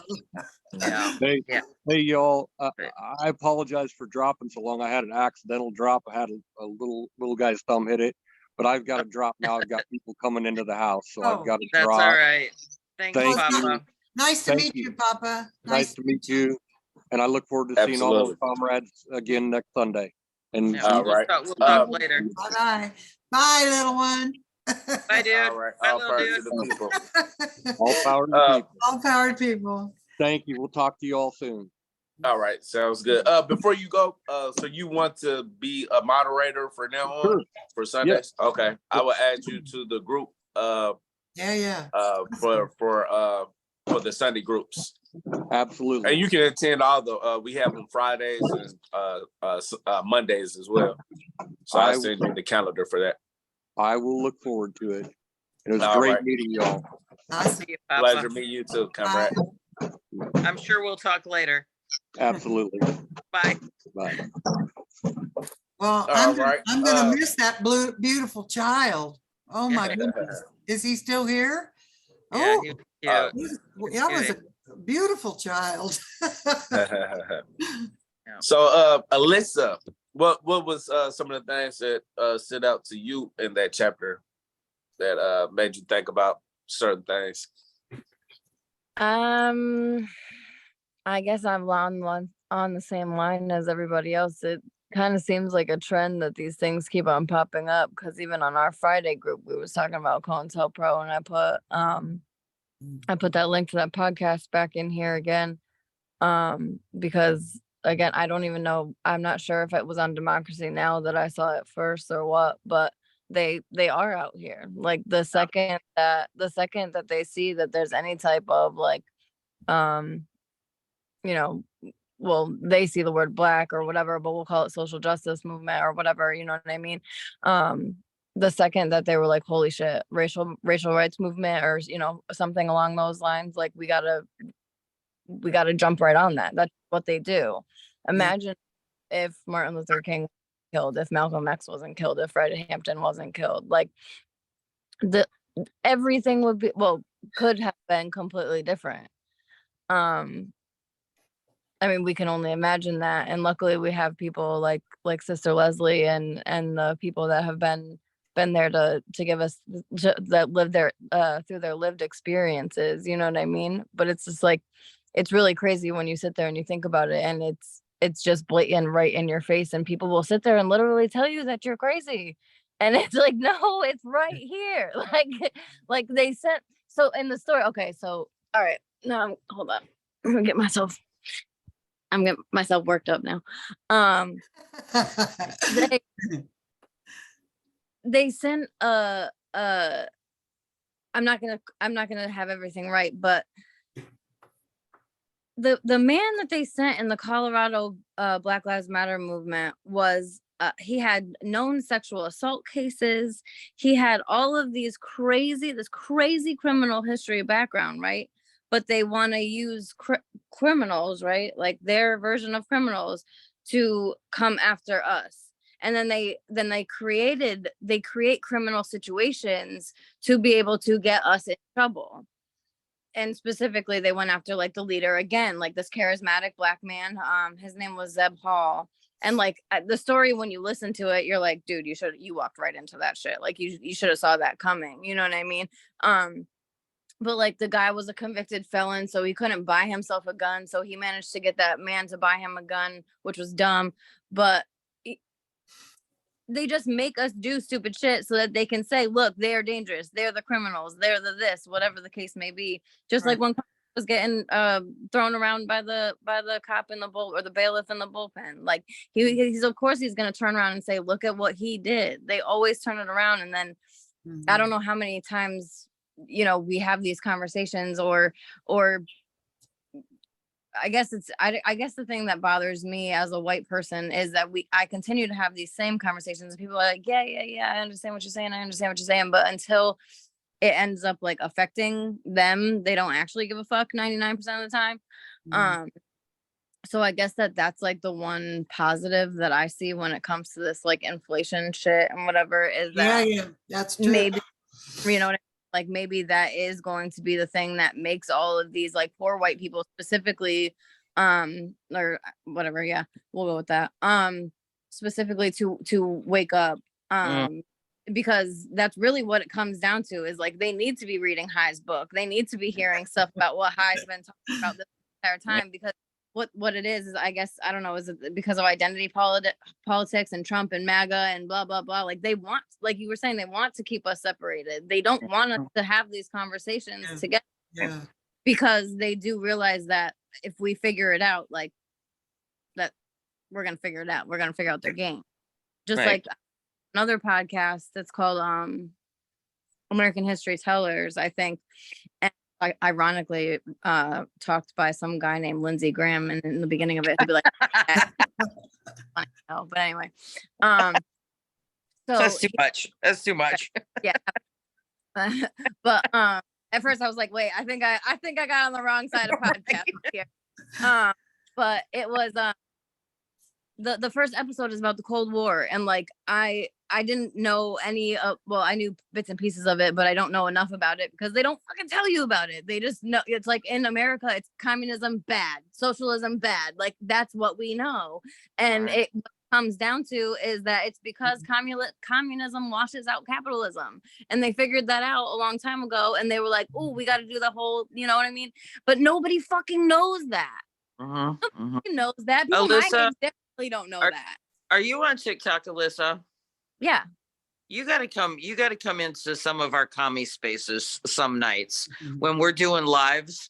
You know, we like to call it our commie spaces. Yeah. And oh my God, the people who argue with us the most are the white men. Always. All the white men. And I'll be like, manufacturing. yeah, I'm Well, like, I'll put it dude, that you it's know. just a whole bunch of 50-year-old white men, and I Yeah. just we'll put it that way. Yes.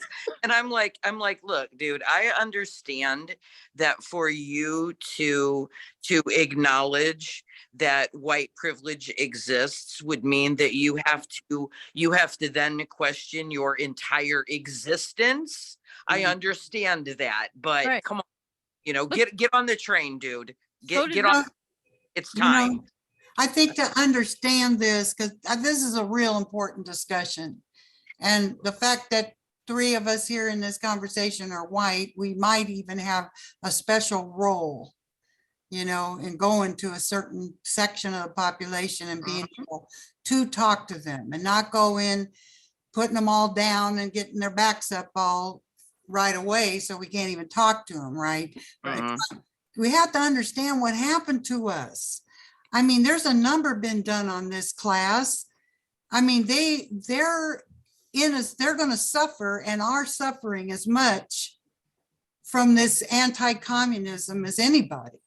You know, Yeah. I mean, there might have been a privilege at one point. Maybe there's still some privileges for some people, but let's face it, those privileges are diminishing. This inflation, these other things you mentioned. Oh, I'm sorry.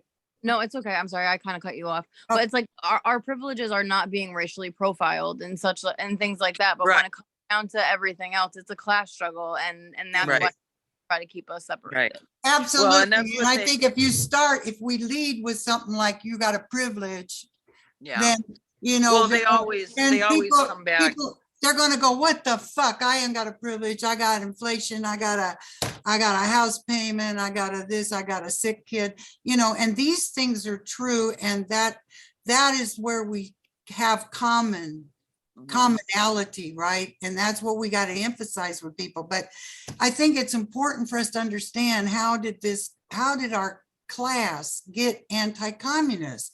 I mean, like at one point there, believe it or not, there was 3 million people in the Communist Party of this country. That was, I think it was back in the 30s.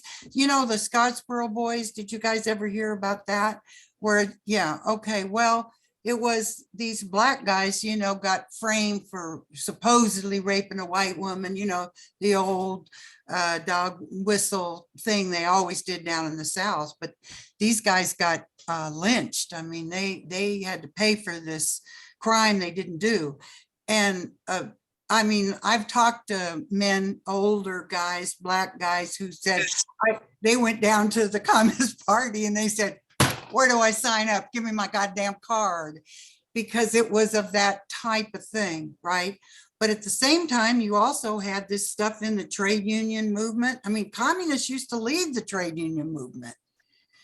This is something that they could not have. It couldn't have communists leading the country around the struggles of, incarceration, around struggles of unions, anything. They couldn't have communists leading.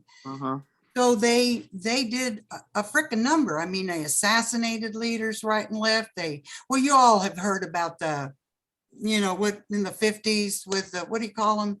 I can't remember now. Remember when they had all the trials against the communists and everything? The McCarthy era. Yeah, I was McCarthy era. actually a little girl when that went through. And I remember asking my mom, I said, Mom, because I kept hearing about communists on the TV. We had a little black and white TV about this big back in the 50s. And I said, what's a communist, Mom? And she goes, oh, well, they come to the door, knock on the door and try to talk to you about communism. I mean, that's all she really knew. Yeah.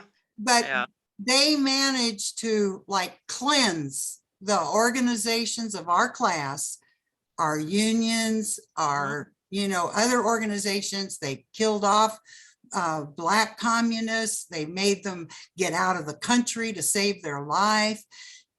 They just set us back to this day, so that you have a crazy ass situation in this country where we have what I call an objective communist movement, meaning we're not going to ever get nothing unless it is communism.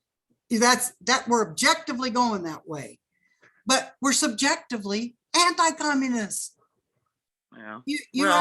You ask a guy who hates, I mean, I talk to people all the time and I'm finding a shift in thinking, like inflation, even the war. Everybody was sort of all America, we were going to be one around this thing against Russia and the Ukraine and stuff. And I'm now hearing a different story out here. People are going, why are we sending all this money? I mean, we can't afford food. We're going without. I don't know how I'm going to make the rent. Why is all our money going overseas? So, these things are there for us to begin to make inroads. I think as soon as people understand that they got to fight in their own interest, not in the interest of the ruling class, which is not going to get them anywhere. Right. Well, they're trying to enact basically a Red Scare 2.0 is what I'm calling it.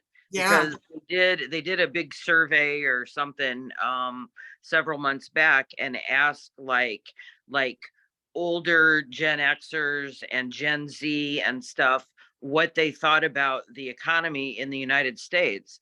And over 40% of the Gen Zers said that they thought that either socialism or communism would be a better system for this country.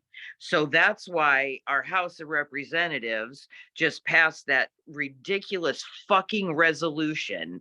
I mean, they literally passed a resolution. It is called the Resolution to Decry or something, the horrors of socialism, or denounce. Resolution to denounce the horrors of socialism.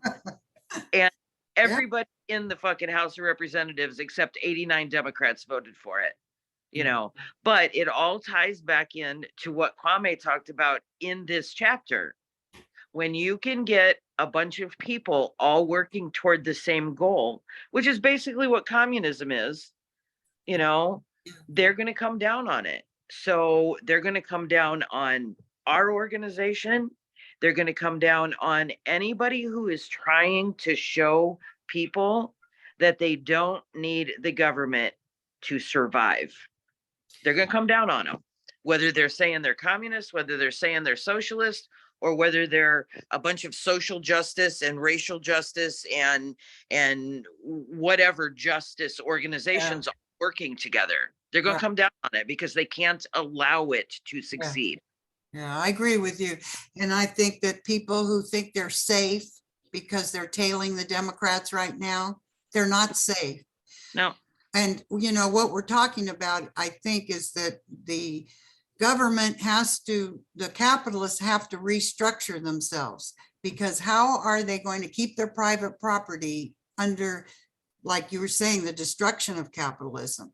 You know, how are they going to keep ruling, keep private property? They can't do it any other way but through like a fascist structure, right? So now they have to convince us of more fascistic thinking For us. to control the population. Plus, they have to start talking about sedition.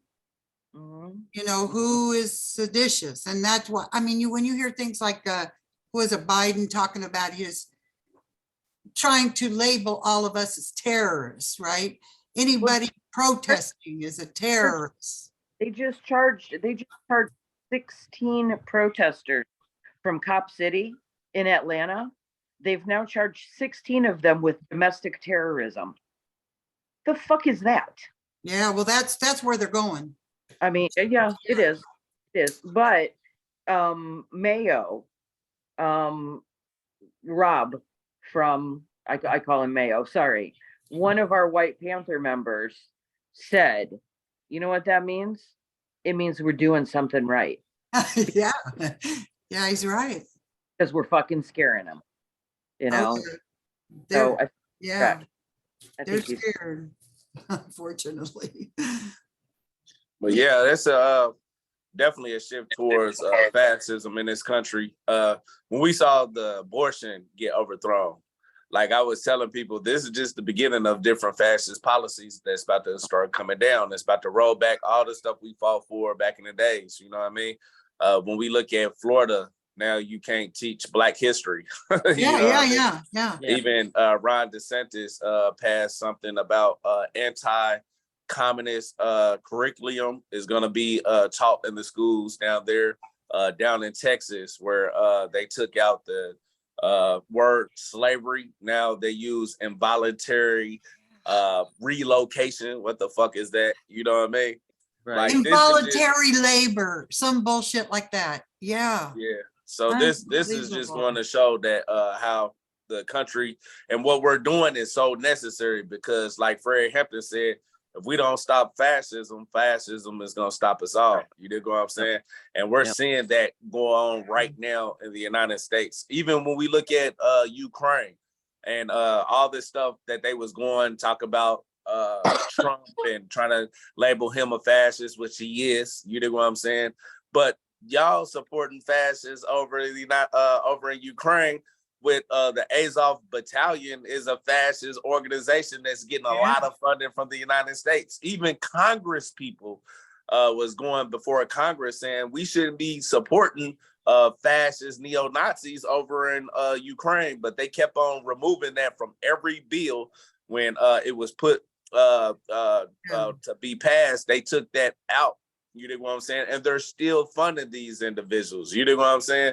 So it's just going to show you that what we're doing is absolutely necessary, because if we don't get this grassroots movement of the masses organized and organize our class, then we're going to be in a situation where we're helpless, and the fascist state is just going to run over all of us. So this is necessary for us to continue to expand and build this movement and grow this movement and become more of a presence in this country where we can coalesce this movement into a real revolutionary movement.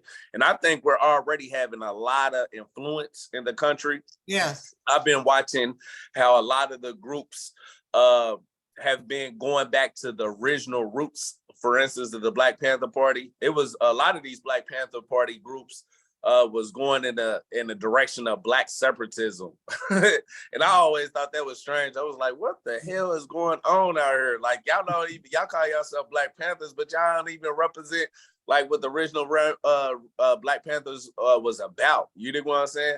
And now a lot of those individuals is been leaving those movement and gravitating, going back to what the original Black Panther Party was talking about. You dig what I'm saying? And that was only, in my opinion, because they start to watch what our movement was doing and how we was putting out the real legacy of the Rainbow Coalition, the real legacy of the Young Lords, the Young Patriots, the White Panthers, the original Black Panther Party. And I'm starting to see them even talk about we need political education. It ain't just about the gun no more. You know what I'm saying? It was just about the gun for a long time with a lot of these new Black Panthers type of groups and stuff. But now a lot of them is going back to the political education and trying to learn their history. So we're having an effect, you know what I mean? We even have an effect on the street organizations. Like y'all know, that's one of the biggest movements I work with. I'll be up in Chicago actually this weekend, attending Minister Rico's birthday party. He's the leader of the Almighty Vice Lord Nation, which we in the Second Rainbow Coalition have an alliance with.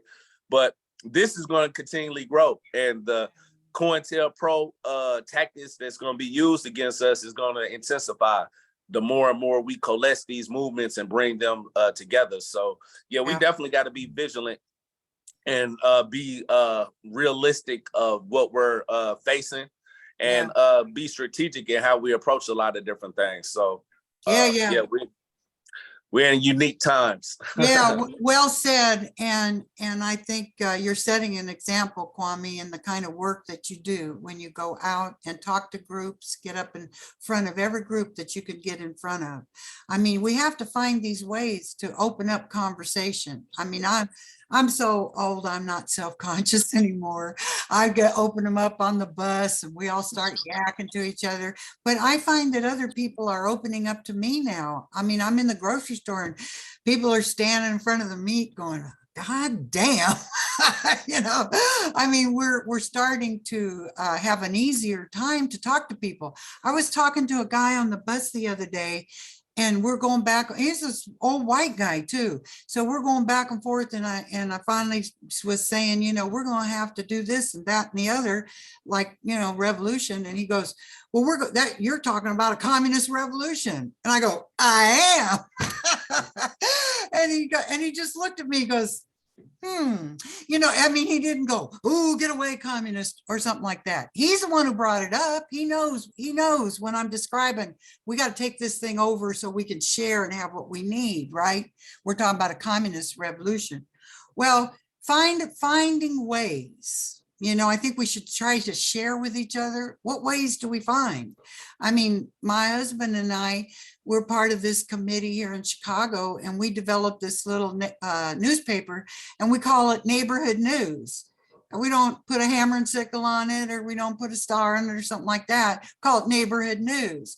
But we write what we're talking about here. We talk about the issues, but we try to say a little more. And then we make contacts with people that way, people who want to talk about this stuff. Now, before COVID, we used to have meetings every month. We used to call it a philosophical gathering of the poor. And then somebody objected to poor. People don't like the word poor, right?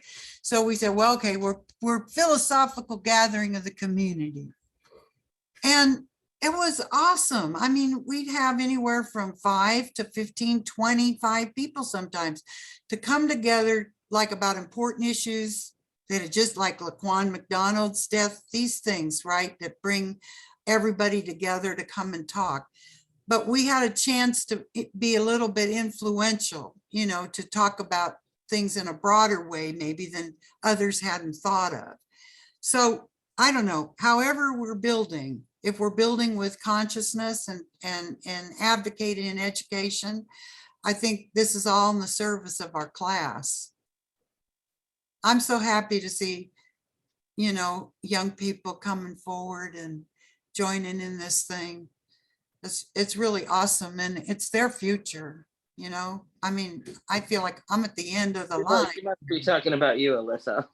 But Oh, well, You're the only young one in here. you're all young to me, you know, you all could be my children for real. Older than I look. But no, but it is, you know, it's the future. Like I said, I feel like sometimes I come home from work, I'm still working at 76 and I'm so exhausted, you know, and I just flop down on the bed and I go, Andy, I'm just dust in the wind tonight. I'm gone, right? And it's over. And but it's not over for the young people, you know, it's all ahead of you guys and you know what's going to be in your life. So I mean, I do appreciate that you're willing to sacrifice, you know, a lot, but it like sometimes you look around and you go, what are they sacrificing? What do they got? You know what I'm saying? I mean, they don't have a lot to sacrifice even. Mhm. So they really are fighting just to be able to live. And, you know, I think that in a way it's a bad thing, but it's a good thing in the sense that what do you have to lose, right? Like that old saying, you got nothing to lose but your chains. Right. Right. Well, Sister Leslie, I'll be honest. It's very much an honor to sit here and talk to you because I have definitely quoted you numerous times trying to get people to come listen to this thing, being like, listen, there's this lady. No. And Oh, I'm like, I'm like, there was one time that you said something, and I think you were just talking about yourself, and you were just like, well, I've been revolutionary since I was 16, and you were sitting there talking about you know, you're 76 years old. I'm like, she's been a revolutionary for 27 more years than I've been alive. Like, that's incredible. And I'm sitting here having a conversation with this woman. You know what I mean? Like, that's incredible. Like, we have so much power in this little tiny conversation. And that's, I think, one of my that's like one thing that gives me so much inspiration, but also so much frustration because it's like, we have this shit. We just need the bodies behind us now. Like, so we got to keep building it. You know what I mean? But we're on our way. We're on our way. Well, I think it starts with a plan, you know, like whatever your organization is. This is like Andy and I, we are part of a collective, you know, my husband and I. So we discuss things like make a plan. You know, we look at the real world, decide what it is we should be a part of and how we can influence it, right? And then we make a plan about how to do that.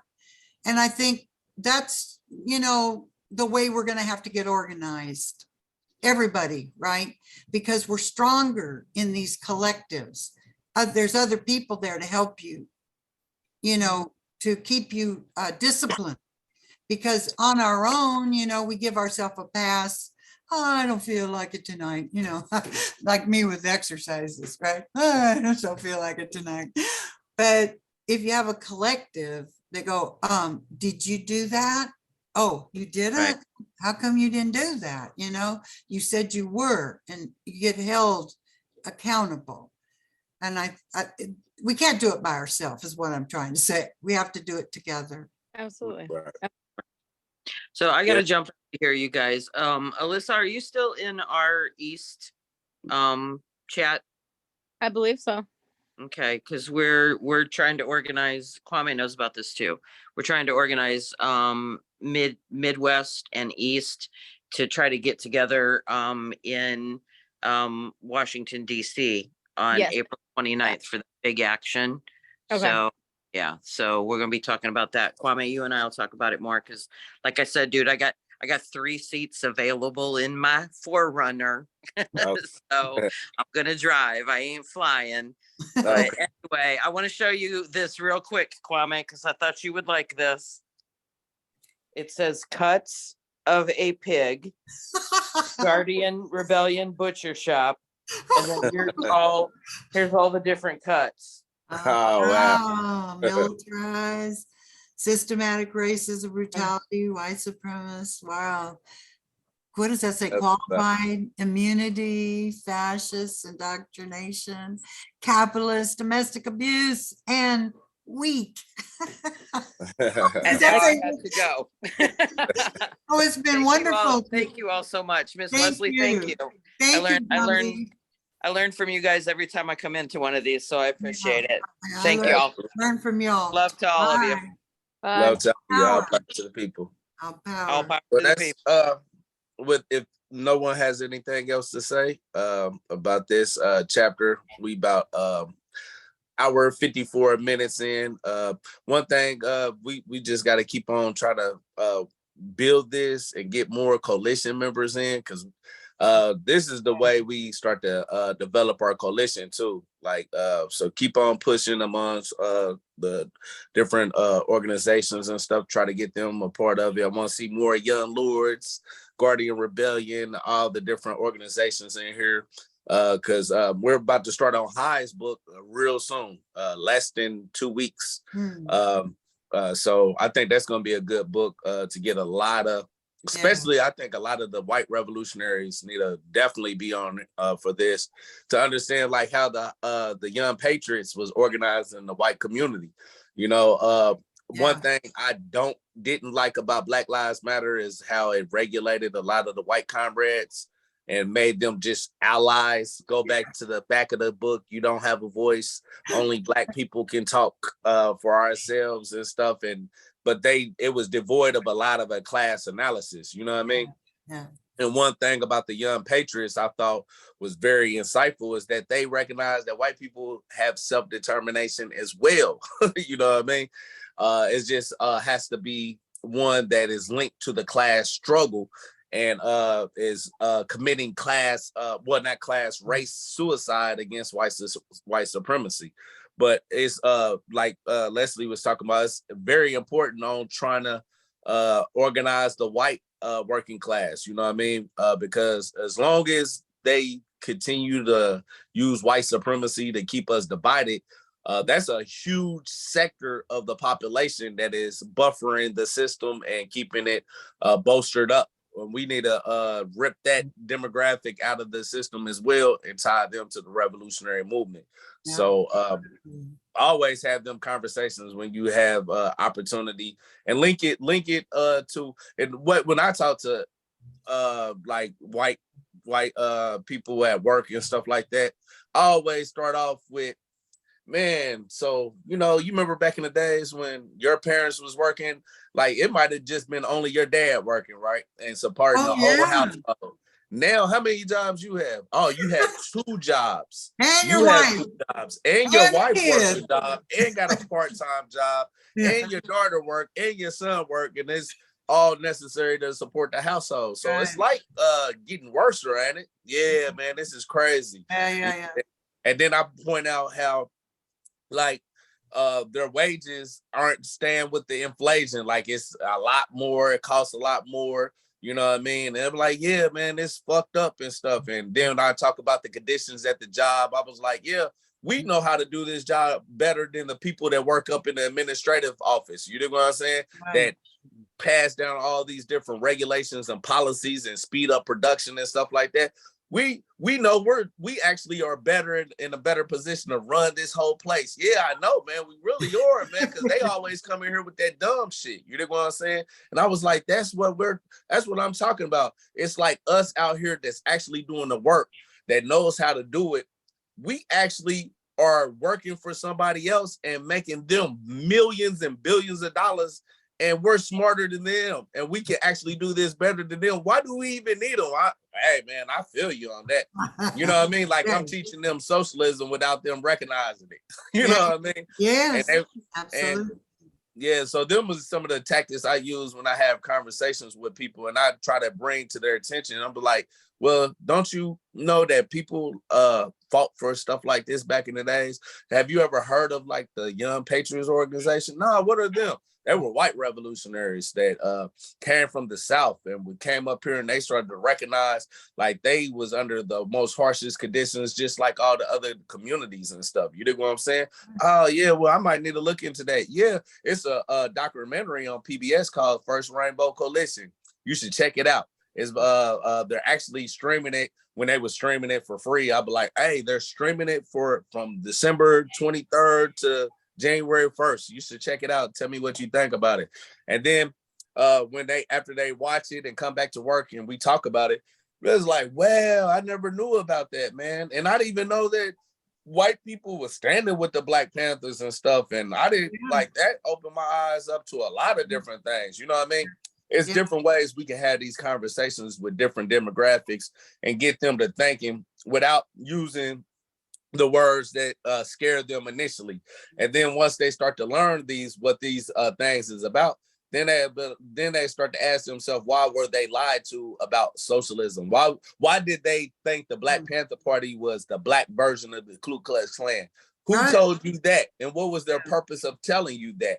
You know what I'm saying? So people start to question and start to become critically thinking and the information that they're given. And this is how we break down some of these barriers that this country and the miseducational system and white supremacy has put out there to divide us. So think about those different ways because the way I talk to the people is different based on your demographic. You know what I'm saying? If you're in the street organizations, I'm going to talk about your history with the street organizations. And then I'm going to connect you with how y'all work with Martin Luther King and the original Black Panther Party and recognizing like, hey, we was once on the same page, man. Like we need to get back to that. You know what I mean? So the more we understand diverse ways to talk to these different oppressed communities, we can win a lot of people over. A lot of people already intuitively understand shit is fucked up. They just haven't had a person to bring them to the level of awareness of how to go about solving these problems. And it's actually groups out here that's trying to work towards that. So Yeah. That's the purpose of all this. Yeah, I think, some of these conditions that are happening now are going to seriously aid us. It's like it's going to bring people together where maybe we couldn't get them to come together on ideology or morals or anything, but their common plight is going to push them together. And we got to be there to make sure. You can't win if you don't understand the labor in the white skin will never be free while labor in the black skin is in chains. No doubt. And once they see that, then they know they're in the right place to get what they need. Right. Absolutely. Well said. Thanks. Yours too. Well, we're gonna end with that. That was Marx that said that, right? That's right. Yeah. That was old Karl Marx. He said some good things. Yeah. I love Karl Marx. One of my favorite, and I'll leave it on this. One of my favorite quotes of him, he says, it is not the consciousness of men that determines their social being, but on the contrary, their social being that determines their consciousness. That's a great quote. Very powerful quote. So I'm gonna leave that with y'all. Right. Think about that. In what ways does your social being actually shape your consciousness? And I think society shows us in every way. Like when we go to school, these institutions socially condition us to be set colonial ways of thinking, or socially conditions us to uphold white supremacy, or socially conditions us to be anti-communist. That's why these type of spaces right here is necessary to liberate us from that miseducation and give us a more of a class consciousness of what this struggle is about. You know what I mean? So all power. All power to the people. Well, y'all all have a good day. I hope everyone got a lot out of this. I'm sure everyone did. I did. I thought it was one of the best, actually.